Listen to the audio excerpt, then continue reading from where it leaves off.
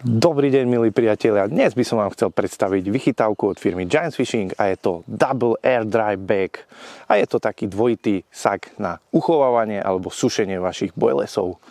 Tým, že je to vlastne dvojitý sak, tak si tu viete uchovávať dve príchute bojles, napríklad beta a medúza. Krásne, kvalitné zipsy, jednoduché vyhotovenie a silný úchop na nosenie alebo zavesenie na vetvu konára, alebo už doma na nejaký hák v garáži pod striežkou, keď to potrebujete poriadne presušiť, aby ste selektovali len tých najväčších kaprov.